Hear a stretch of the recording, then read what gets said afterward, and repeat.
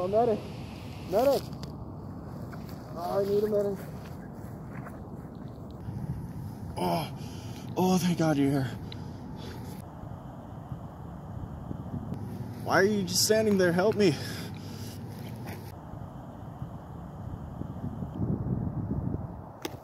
I fucking hate you.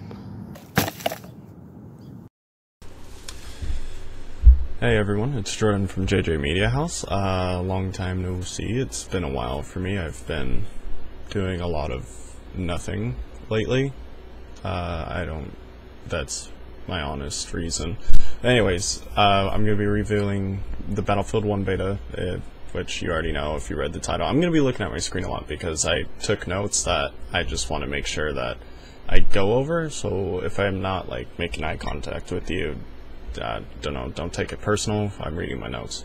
So let's get started. I want to say that I'm going to start with the positives, and then I'm going to move to the negatives, and with that, I feel like that's a good way to go, because a lot of the time there's a lot more negatives than positives, and I like to save those for last. But anyways, let's just get started. So first things first, in the positives, this is a Battlefield game, and even with the different settings and, you know, guns being an alternate World War I game, it is a Battlefield game at its core. You still got your classes, you know, the medic, there's no engineer this time, but there's an assault guy who, you know, takes out tanks and whatnot, and then you have your sniper and then your ammo dude.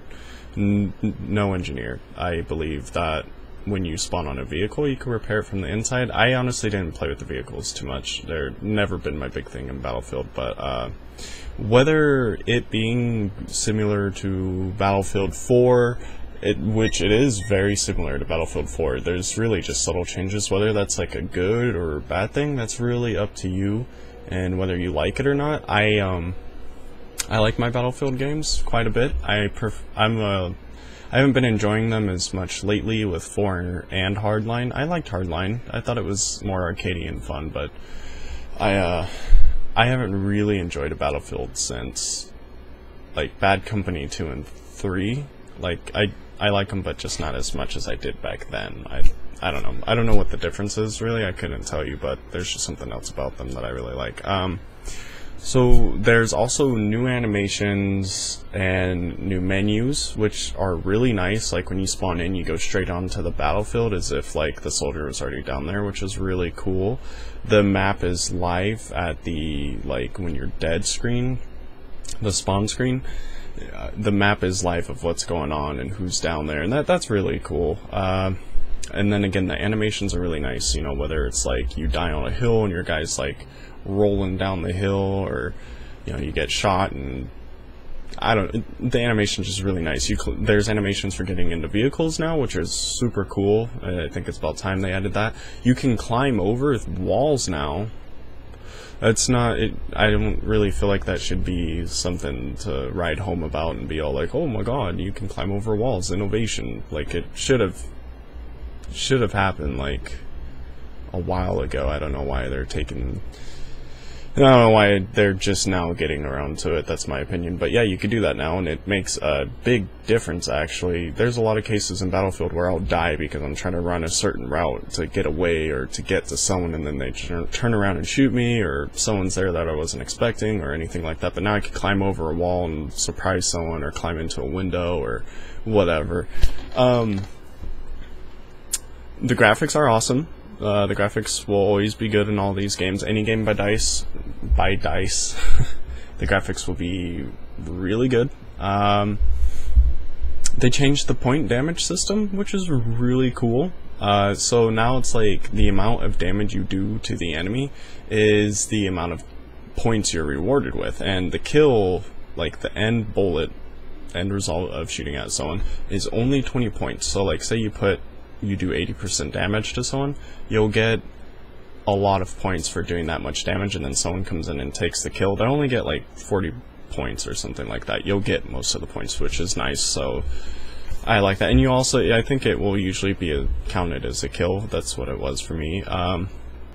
I really love the new guns and animations and outfits, and the design of the game is awesome. And the bayonet charge is really fun. I'm sure a lot of you have seen that. Hopefully I can capture some footage for you guys of that, but yeah, it's really cool. I do have a little gripe about it. I think it's weird that you can only use the bayonet as a charge move, and it's not completely damning, obviously. It's just something little. I'm a very big nitpicker when it comes to these games, because I feel that little things is what makes a great game even better. So I shouldn't be applying logic to video games, but it just doesn't make sense when you have a knife on the end of your gun and someone's in front of you, you put your gun away and pull out a shovel or a hammer or whatever you're using to smack them instead of just using, you know, the knife at the end of your sword. I mean, gun, not sword. So, you know, oh, they added destruction, and I feel a bit weird about saying that it's a positive, because in Bad Company 2, the destruction, you could destroy every building in that game, and then in Battlefield 3 they took that away, and I have no idea why. So it's a very big welcome back. I'm happy it's back, but I don't think they should have really gotten rid of it in the first place, to be honest. That's always bugged me a bit, but I'm happy it's back, so that is a positive. That's honestly, I know that doesn't sound like much, but that's all I can really kind of come up with as far as the positives, because as I said at the beginning, it's still just a Battlefield game. You know, it's not much has changed. It's Battlefield 4 with a different skin, different guns, and minor little changes that make for a better experience. If you ask me, it is better than Battlefield 4. I will say that right now. I love that game, but I kind of hate it at the same time. I did not enjoy it nearly as much as I enjoyed 3 or Bad Company 2 or even Battlefield 2 for that matter. So yeah, I mean, that's really all I gotta say about the positive. Again, it's just another Battlefield game, so that's really up to you whether it's a positive or negative. And starting with the negatives, let's move on to that now. It's just another Battlefield game. I worry that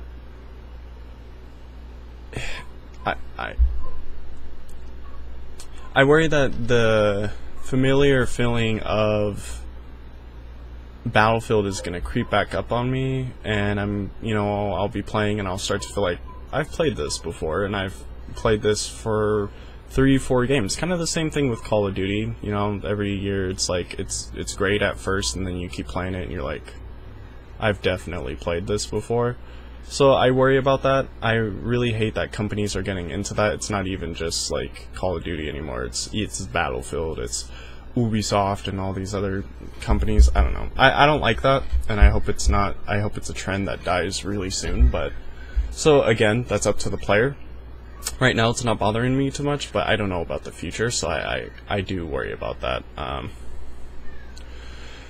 Other than that, we have the vehicles. Now, there's 2 really big negatives for me here, and they go hand in hand with each other, and I feel that the vehicles are super overpowered in this game. So, like, whenever you see a tank, you're basically defenseless, and you could argue that that's realistic, but to me, Battlefield isn't really a realistic shooter. Sorry, there's like a crow outside of my house. I'm gonna close this window.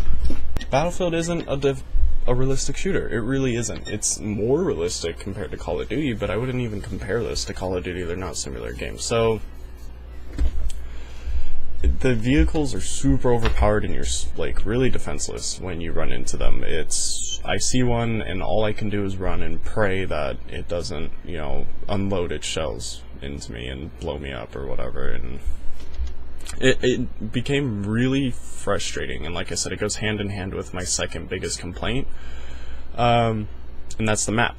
I really hope that this map design isn't a standard for other maps. It's a really open map, and you can get shot from like every angle.